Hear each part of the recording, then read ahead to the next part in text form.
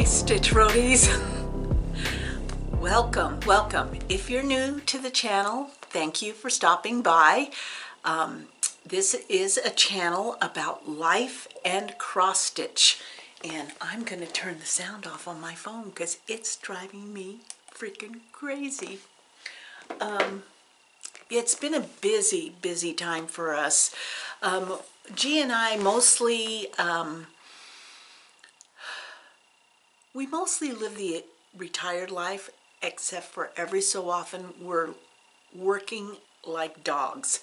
And that's the way it's been for the last couple of weeks. And we're not complaining. I am not complaining. Well, maybe I am a little bit because I just needed not to have my phone going off. But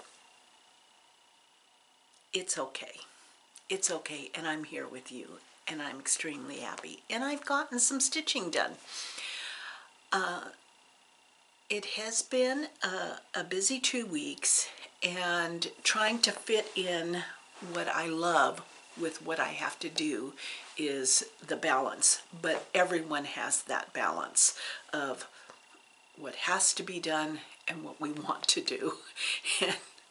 And it's kind of like as I get older, I revert back to my toddler heart, where I just want to do what I want to do.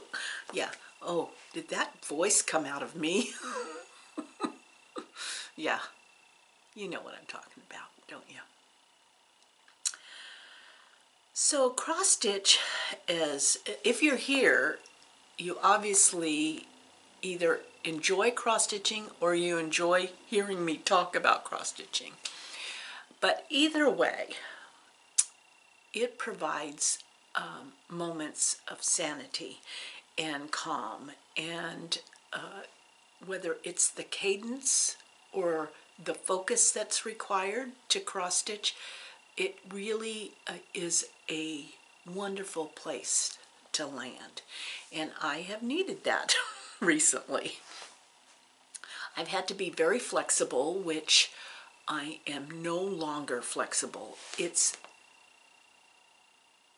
very interesting. Now, if you just thought I was going to talk about cross stitch, I'm sorry, because I'm not.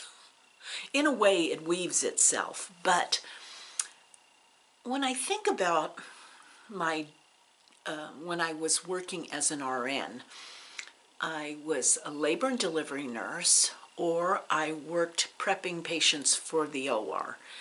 And in both of those, it required extreme amounts of flexibility. And I was good at it. I could roll with the punches, take a 45-degree angle turn in a heartbeat. I'm not so much. Now I feel like I totally get how they say when you age, you turn into your former self, because I just want to lay down and throw a little tantrum every so often. And yeah, you get back, your toddler soul is just waiting for you to age. Let me tell you, if you haven't felt it yet, you're gonna, because that inbred toddler is just waiting for that moment when they get to kick and scream again. But I did try to channel a lot of energy into cross stitching and reading, and I tell you, I just finished a book that was recommended to me by a bestie, and it's called The Midnight Library. Have I told you about it before? Well, I got something in my tooth. She recommended it to me because she said, this is totally up your brain. I tend to spend a lot of time examining people's behavior, motivations, my own behavior, motivations. I try to, it's kind of like when you I grew up in a household that was in flux constantly. We rarely lived as a family unit. Mother, father, daughter. We rarely lived like that. There was always extended family living with us and or friends. And so that was like this constant flux. So now privacy and quiet is like really valued, and cross-stitching fits into that. I don't know what I was talking about that. Oh, the book that I was reading. So this book is totally about choices, regrets, wishes, reality, what ifs, what might have been. And it's called The Midnight Library. And it is, just to give you a heads up, it is at the beginning about a woman who has some suicidal ideations because she has many regrets. But she goes to the Midnight Library, and this is what I love. The Midnight Library has all the books of all the lives she might have lived had she made a different choice. And so she gets to sample each book and look at it and live that life for a day or two and wonder about, why was this life different than the life she was living? I mean, I was hooked from chapter 1. It was a fantastic book, and it makes you think. And just so you know, you aren't turned off by the heartache that she feels, the ending of the book is as it should be. And I would recommend that book. It was totally, I couldn't put it down. I couldn't put it down. So naturally, I was intrigued by the author, and I'm just going to my library where I request books from. I decided to request other books by her or him. And the next book that I got, that I started listening to, was called How to Stop Time. I'm telling you, this author, his name is Matt Haig, Haig. So How to Stop Time is about love. And it's kind of a fantasy, and it's about a guy who has, you know, like progeria, which is rapid, I think I'm saying that correctly, it's rapid aging. He has the opposite of that, where he doesn't grow old. And so he's lived many, many years. And what that means for him. So it's a little bit of adventure, a little bit of fantasy, a love story. I'm telling you, I'm thinking I'm liking this author. I'm liking this author. I also had listened to the both authors of this book, and knew that I was going to have to read it. So I went out and bought this book, Mad Honey. And this is both authors, Jodi Picoult and Jennifer Finney Boylan. Of course, you got some B's in there, but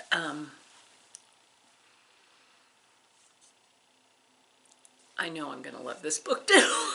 I've been hitting the jackpot when it comes to reading, but it also means that I'm not getting a whole lot else done. But I think reading is like those moments where you get to take little bites. And I was having a challenging week this week, and it was going to be interrupting my time with my stitch group down in Central Oregon. And I was just, you know, the toddler was coming out. What can I say? The toddler was coming out. And so it turned out that the only way I was going to be able to say goodbye to one of our members who's moving out of state and seeing everyone else and just grabbing a moment was if I drove 3 hours down and 3 hours back in the same day, because I could not stay overnight, and I couldn't do anything else. It was just that type of, and sometimes you just need to do that for yourself. It was the best decision I ever made. Well, one of the best decisions I've ever made. I really needed to see these women. And it makes me appreciate all of my friendships and how precious friendships can be. That sometimes when life is just feels like it's kicking you to the curb, you have someone to talk to. And so I'm telling you, all those stitchy friends out there, you're important. I did get, because I was so, I get hyper-focused, if you remember in the last video, I gave a whole list of things that I suddenly realized it was going to be December. Oh no! And so I started working on those. But before I get to that, be sure you pay attention at the end of this video, because the winner of the $50 gift card to Acorns and Threads, and boy does Janine have a lot of new things in there, will be posted at the end of this video. So stay tuned. And I hope that you will subscribe. And if you have not been getting the notifications, be sure you click that bell, and then hopefully the notifications will start coming through for you. But the other thing I wanted to say before I start showing you what I've been doing is that in the comments last time, I was educated. I mean, it kind of freaked me out, but isn't that what our community is about? Is about helping each other, supporting each other, and sharing information if you have it. I learned that you should never, ever put your orts, your threads out for the birds. I did not have a clue that that's very dangerous for them. So don't do it. Don't do it because I said I thought it was a fun thing to do. No, it's very dangerous for birds. And thank you so much for sharing that information. I did not know that. Well, with the wanting to get getting a step ahead of the Christmas thing, I was working on this for my oldest grandson, and I didn't know what that white thread was, and so I took the pattern to the shop, and it turns out that it's this stuff. Fuzzy stuff. Fuzzy stuff. That's so cool.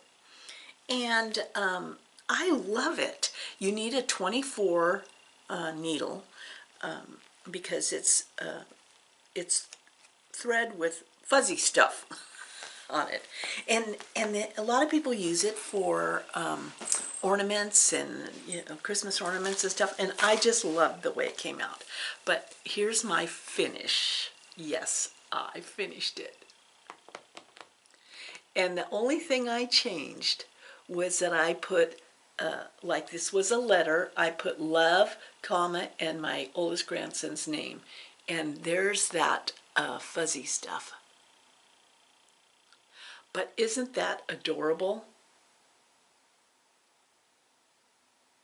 So I'm going to frame this and give it to his mother at Christmas time. I'm so pleased. And you know, I just loved this designer. And when she came out, I was at Acorns. Well, I actually saw it online. And when I was at Acorns, I said, Janine, do you have this?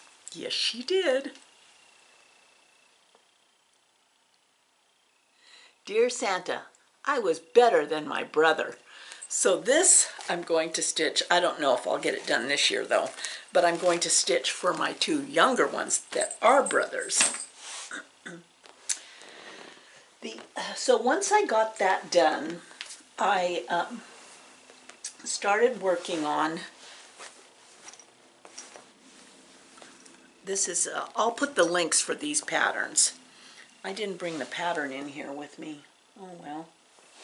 But I finished another flower on this wreath. And I'll put the designer where I got this. I got this from an Etsy shop. I just love it. I just love it. And, you know, I'm a Schitt's Creek fan. So this one had to be done. I love that journey for me. Just love it, love it, love it. I don't know whether I showed you or not, but I'm showing it again because by gosh, it's awesome. On the, you can get this pattern from Acorns and Threads. It was an exclusive from the Pacific Northwest Stitch Retreat by the Blue Flower. Our roots are in the depths of the woods, and you have seen a lot of that. This is a gorgeous, gorgeous chart. And whether I've shown it or not, I just need to say again, I made it all the way around the edge, and it met up.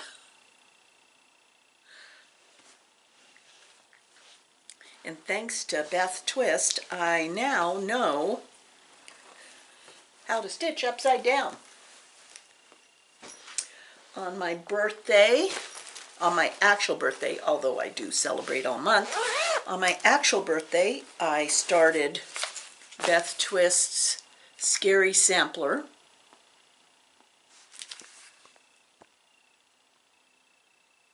There's not a thing that I don't love about this.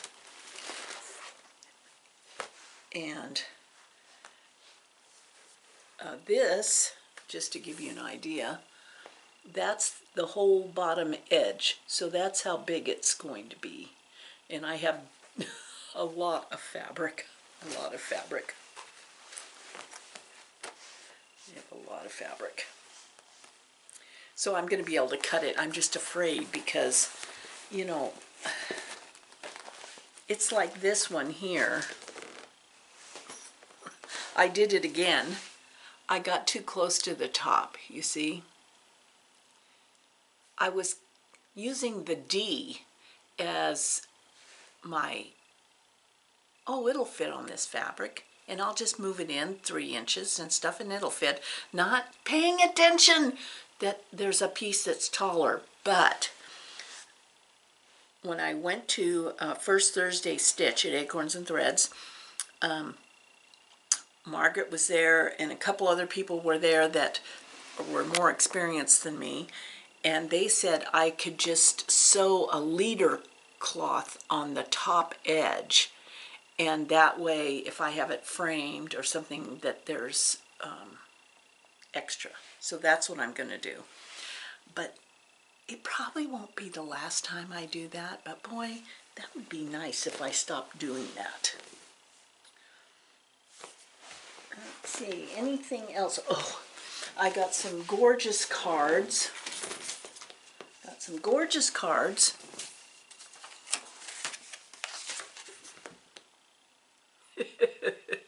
You gotta love that, huh? And then my girlfriend on the beach in Oregon makes beautiful cards. And she made this beautiful, beautiful happy birthday card. And it's so funny. She sent it to me, but she wrote the note. She wrote the note on Post-it so I could reuse the card. Oh, gosh. It's so cool. That's so cool. So what am I going to start? Well, I'm going to start another, I'm working on the journey wreath. That has to be done before December. And I really want to get this done as a gift in December. So they're kind of like my focus. I am not a monogamous stitcher, but push come to shove, I can focus if I have to. And I really want to do this. This is such a lovely chart. And I'll put the link. It's designed, Daisy Joe Designs, and she has a Gumroad page, and I've chosen this piece, Misty Gray, a misty gray color for that. And I'm pretty sure it's the right size. I'm pretty sure it's the right size. Yeah, so I think that might be it. Yeah, it might be it. I am heading tomorrow to Acorns and Threads because it's open stitch Saturday, open stitch Saturday. That's what it is. I was going to say it's first Saturday, but it's not. So it's open stitch Saturday, and we have the President of the United States is going to be in Portland. So there are a lot of the bridges, you know, Portland is called Bridgetown because there's so many beautiful bridges going over two rivers that converge. I mean, it's an absolutely amazing town. And but a lot of that will be impacted by the presidential visit. But to get to Acorns, I go across a different bridge that's kind of off of the downtown area, so I'm thinking I could make it. And I can remember one year when we used to have a place downtown Portland. I could walk, the president came to visit downtown, and I could just walk down there. I wanted to see what it was all about, and how many times in one's lifetime are you in a spot where you actually get to physically see the president. So that was a interesting event. You know, all the different people with all their different agendas were out there with their signs, and a lot of passion, and Secret Service and police presence, and it was something I hadn't seen before. But this time I'm going to stay out of the fray because I want to go stitch. So I'm going around the place to get to Acorns and Threads. So if you're going to be there, let's meet up. We'll see you there. So stay tuned for that winner, and thank you for hanging in there with me, and we shall see you the next time, hopefully with a new start and some progress. Thank you guys. Love you. Love hanging out here with you. You take care and keep stitching.